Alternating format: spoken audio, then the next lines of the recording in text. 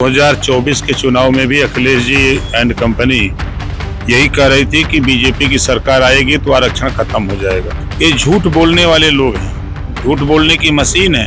एक बार भी रोहिणी आयोग की रिपोर्ट की चर्चा नहीं करते हैं, एक बार भी प्रदेश में 27% आरक्षण को बांट करके देने की बात नहीं करते हैं। एकदम व्याकुल भारत है कि जल्दी सत्ता मिल जाए, का बोल दें। देखिए, हमारे साथ राजभर जी हैं बातचीत करने के लिए। सर, आज जिस तरह से मीटिंग रहा, इस मीटिंग में क्या कुछ निष्कर्ष रहा, जो योजनाएं हैं उस पर चर्चा हुआ और आगे किस तरह का जो है रणनीति बनाया गया?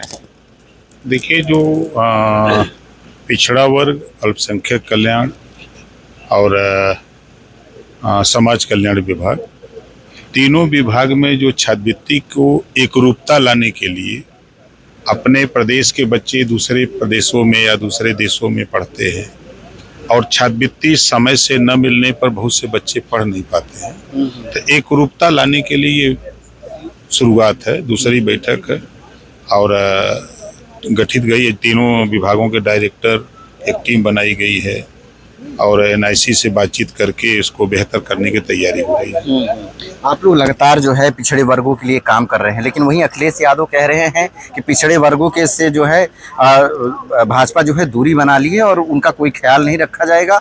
और जिस तरह से पिछली बार एक तरह आरक्षण को बता रहे थे, इस बार पिछले वर्गों को कह रहे हैं कि पिछले वर्ग, अगर इस बार सरकार आएगी तो पिछले वर्गों को जो है उनके आरक्षण से वंचित कर दिया जाएगा। तमाम ऐसे लेकर कानून व्यवस्था पे भी आरोप लगा रहे हैं। देखिए, 2024 के चुनाव में भी अखिलेश जी एंड कंपनी यही कह रही थी कि बीजेपी की सरकार आएगी तो आरक्षण खत्म हो जाएगा। तो बीजेपी की सरकार आई, खत्म हो गया आरक्षण। अपनी जगह संविधान में जो व्यवस्था बाबा साहब डॉक्टर अम्बेडकर जी ने दिया है, ये झूठ बोलने वाले लोग हैं, झूठ बोलने की मशीन है। जब उनकी सरकार थी तो पिछड़ों को छात्रवृत्ति 500 करोड़ थी, यहाँ 3100 करोड़ रुपए हो गई। ये नहीं दिखाई दे रहा है। मायावती जी की सरकार थी तो मायावती जी ने अपनी सरकार में शेड्यूल ट्राइब्स ISPCS निःशुल्क कोचिंग सेंटर खोला। जब अखिलेश जी की सरकार थी, पिछड़ों की बड़ी याद आ रही है, तो पिछड़ों के लिए क्यों नहीं ISPCS निःशुल्क कोचिंग सेंटर खोला? मायावती जी ने 22.5% रिजर्वेशन शेड्यूल ट्राइब्स को ठेकेदारी में दिया। अखिलेश जी मुख्यमंत्री थे तो कितना पिछड़ों को ठेकेदारी में रिजर्वेशन दिया। 3 सितंबर 2013 को हाई कोर्ट ने कहा कि 27% आरक्षण का लाभ 12 जातियां उठा रही, इसको बांट करके सबको दिया जाए। तो अखिलेश जी तो हाई कोर्ट के आदेश को भी नहीं माने। वो अति पिछड़ों का जो 38% आबादी अकेले अति पिछड़ों का है, उनका हक लूटते रहे। 86 में 56 SDM अकेले यादव बना दिए। यही PDA है, इसी बात को लेकर परेशान हैं।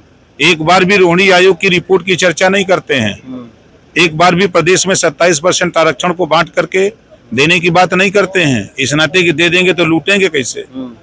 एक आखिरी सवाल है, जिस तरह से देखा गया कि कथावाचक को लेकर जो है पूरा उत्तर प्रदेश से लेकर बिहार में राजनीति हो रही है अब, कि जो यादव जो कथावाचक था उसको लेकर ये राजनीति कर रहे हैं वर्सेस ब्राह्मण को लेकर, तो इसमें क्या कहेंगे आप? देखिए, दो मुहैया सांप होते हैं एक ठो।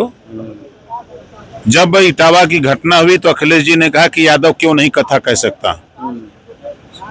उन्होंने इस पे बहुत बल दिया, प्रेस वार्ता किया।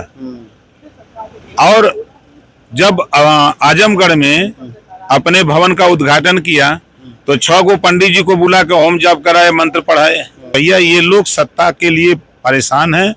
एकदम व्याकुल भारत है कि जल्दी सत्ता मिल जाए, का बोल दें।